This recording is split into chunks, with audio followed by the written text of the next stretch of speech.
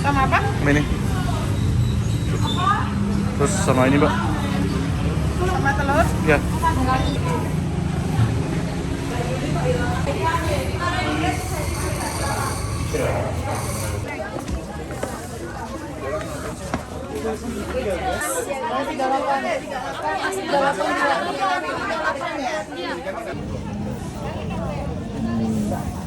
Seperti yang di tas itu Karmawi Bangga nomor 150, di mana di situ ada seorang Brahmana yang diberikan persembahan berupa sandal. Nah, diharapkan di kehidupannya dia akan berlimpah dengan kendaraan. Begitu juga dengan para tamu yang menerima sandal ini diharapkan juga akan berlimpah dengan kendaraan, ya. Amin. Nah, kemudian selain itu alasannya karena lantai batu candinya sendiri sudah mulai terkikis. Nah, kok bisa terkikis? Karena dulu ketika kita naik kan pakai sandal atau sepatu dari luar, itu ternyata sudah membawa pasir. Nah, bergesekan dengan batunya lama-lama terkikis, ya. Nah, ini adalah upaya untuk meminimalisir pengikisan batu candi, ya. Ini produk dari UMKM masyarakat sekitar, terbuat dari anyaman daun pandan. Oke, kita lanjut lagi ya. Yuk.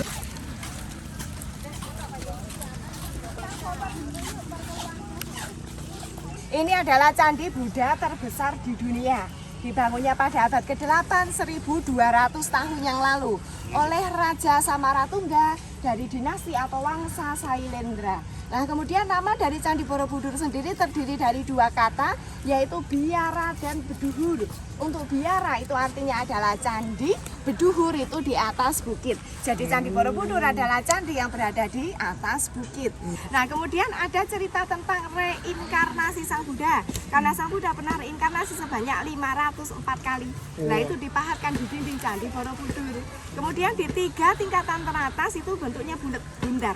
Sudah tidak ada lagi relief, yang ada hanya stupa kayak lonceng, ya.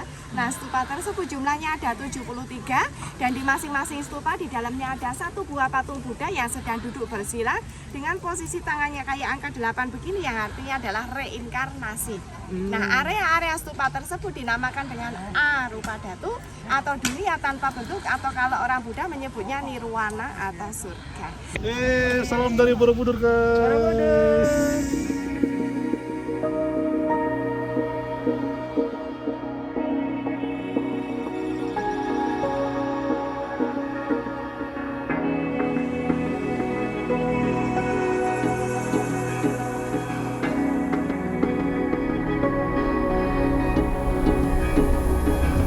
Cerita tentang Siddhartha Gautama atau orang yang menyebarkan ajaran Buddha. Nah, yang paling terkenal adalah yang ini. Cerita tentang Siddhartha Gautama terdiri dari 120 relief, bisa dibaca dengan mengelilingi searah jarum jam. Berawal di sini, muter, berakhir di sebelah sono. Nah, awal mulanya di sini, ya. Jadi ini yang tengah ini Bodhisattva. Dia ingin turun ke bumi memberikan petunjuk kepada manusia bagaimana caranya untuk meraih surga. Nah, kemudian dia menceritakan kepada Dewa Dewi yang ada di kahyangan. Sebelum turun ke bumi, Bodhisattva ini memberikan mahkotanya kepada Maitreya. Maitreya yang akan menjadi pengganti Bodhisattva selama dia turun ke bumi. Yang lihat di situ, ya. Yuk. Ini suatu ketika ada seorang raja, dia raja yang sangat baik hati, ya. Nah, kemudian ada dewa yang dia menyamar sebagai seorang Brahmana, ingin memberikan ujian kepada sang raja. Jadi dia datang. Brahmana ini kondisinya matanya buta, ya. Kemudian dia meminta kepada raja, berikan mata Anda. Akhirnya sang raja karena baik hati memberikan matanya kepada sang Brahmana ini. Karena ketulusan sang raja tersebut, maka sang Brahmana mengembalikan lagi penglihatannya. Di India ada sebuah kerajaan yang bernama Kapila Vastu. Hiduplah seorang raja bernama Raja Suddhodana dengan istrinya Ratu Maya. Ceritanya mereka sudah menikah 20 tahun tapi nggak punya anak. Pada suatu malam, lanjut ke sana, tapi sebelumnya akan saya ceritakan yang belakang. Ini yang baru jongkok. Ini, ya. Jadi tadi kan 504 kali, salah satunya menjadi seekor kelinci. Jadi bukan cuma manusia saja. Nah, suatu ketika ada pengemis. Pengemis ini merasa sangat kelaparan.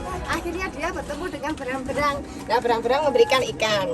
Kemudian bertemu lagi dengan monyet. Monyet makannya apa? Ayo. Pisang. Pisang. Dia memberikan pisang. Kemudian singa apa? kepalanya agak rusak ya. Ini singa memberikan apa kira-kira? Daging. Kemudian si kelinci makannya apa? Wortel. Kalau taman safari wortel. Banyak sekali yang apa namanya korban komik ya. Yang betul adik tadi yang rumput ya. Jadi kan kalau misalnya kelinci makannya wortel nanti apa namanya peternak kelinci rugi. Oh.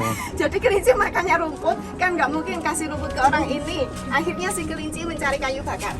Nah, dia menyalakan api, kemudian kelincinya bilang kepada pengemisnya, makanlah daging saya. Akhirnya dia loncat ke dalam api. Karena si kelinci ini melakukan banyak sekali kebaikan. Di akhir reinkarnasi dia menjadi Siddhartha Gautama yang ceritanya ada di sini. Oh. Kita lanjut. Dia bermimpi ada gajah putih masuk ke dalam rahimnya. Nah, gajah putih ini membawa payung juga berdiri di atas bunga teratai ya.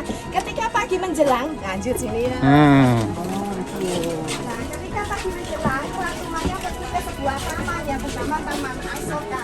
Dia bertemu dengan suaminya di situ. Ada adem semuanya. Adem. Bonus track nih, bonus track. Nah, yuk, adem.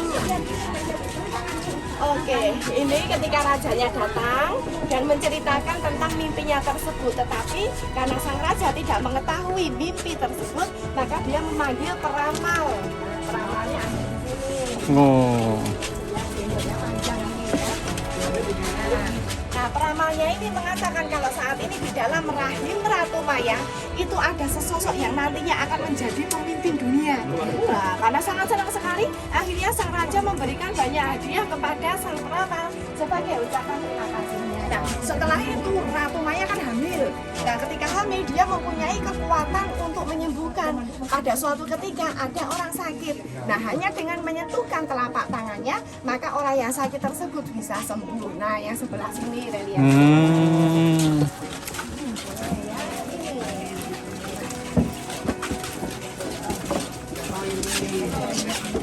Ini Ratu Mayanya.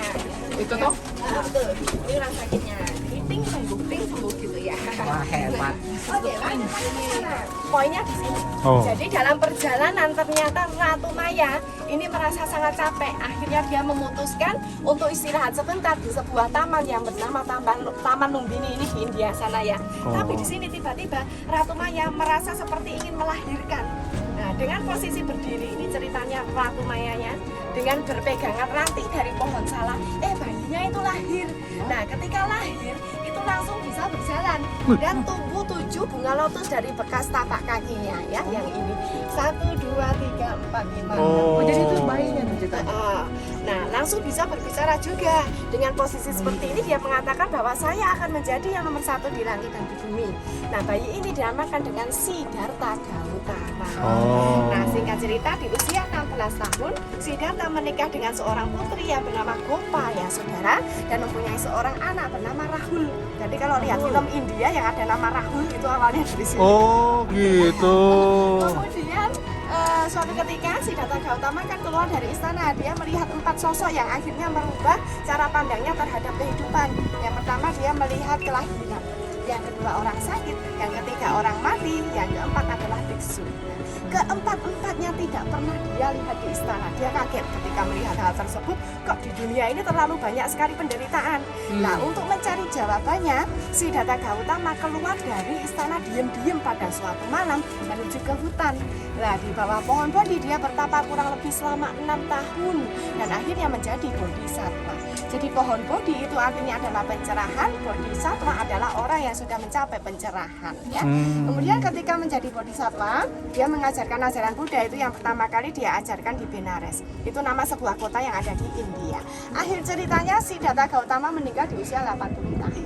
Nah, itu adalah akhir ceritanya. Nah, sampai sini kita baru dapat 1/4. Oh. Kalau kita lanjut bisa sampai nanti sore. Oh. Kita langsung ke atas untuk cari spot foto yang bagus ya. Jadi jumlah patung Buddha yang ada di Borobudur total 504 buah. Itu menyimbolkan kalau Siddhartha Gautama pernah lahir atau reinkarnasi sebanyak 504 kali. Tapi separuh lebih, jadi kurang lebih 250-an nggak ada kepalanya. Karena dulu waktu terjadi gempa bumi, mereka kan jatuh patah. bagian leher sama bagian lengan itu tipis. Jadi paling banyak patah pasti kedua bagian itu. Dan ketika ditemukan ternyata banyak orang yang kurang bertanggung jawab. Ada yang mengambil kepalanya dijual ke kolektor misalnya. Dan itu ditemukan juga di beberapa museum luar negeri sampai sekarang belum dikembalikan. Yeay, hampir sampai puncak guys. Satu level lagi.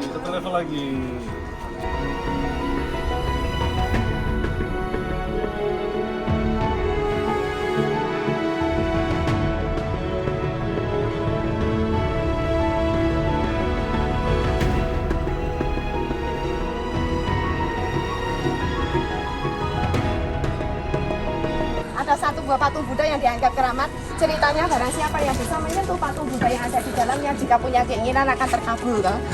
Tapi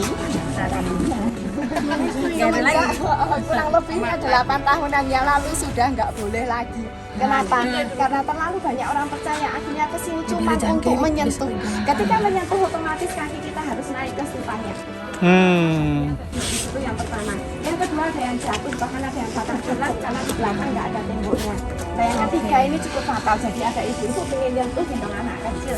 Lah anak kecil itu kepalanya masuk ke dalam lubang. Aduh. Bisa masuk nggak bisa keluar. Akhirnya harus diangkat stupanya. Nah semenjak saat itu sudah tidak boleh lagi untuk menyentuh patung Buddha yang ada di dalam stupa karena itu cuma mitos saja. Nah kalau itu beneran saya tiap hari sudah sembuh. Oh iya. Ah, masa sih Bu? Awal mulanya mitos itu dulu tahun 1985 itu kan ada teroris dia taruh bom di dalam. Jadi jumlahnya 9 satu gitu ditaruh. Nah jumlahnya 9, yang 8 itu meledak. Aduh. Yang satu tidak. Nah yang tidak itu yang akhirnya dikeramatkan. Jangankan itu, orang kita itu nemu mata air di tengah hutan Jawa, nanti kalau cuci muka pakai itu bisa awet muda. Pokoknya nggak jauh-jauh dari mitos dan mistis ya. Nah itu kan 9. Yang 8 meledak, yang 1 tidak. Nah yang 2 itu meledaknya terlalu parah. Maka ada ini di antara stupa ini 2 yang tidak ada penutupnya. Ya, karena itu batunya rusaknya terlalu parah ya. Ada 2, sebelah sini 1, di timur, sebelah barat 1. Oke.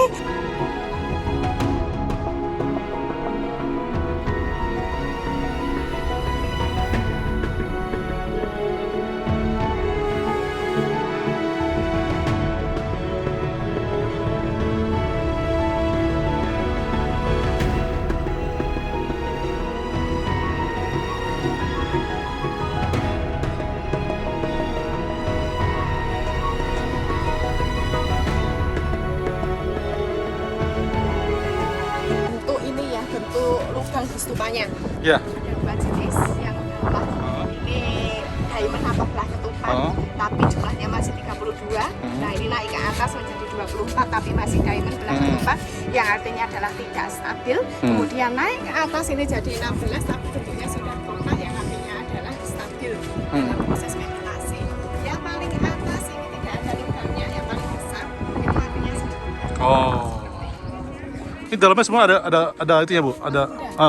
Yang kecil-kecil ada. Yang kecil ada ya? Besar itu nggak ada. Udah nggak ada lagi ya? Karena dia simbol dari kesempurnaan.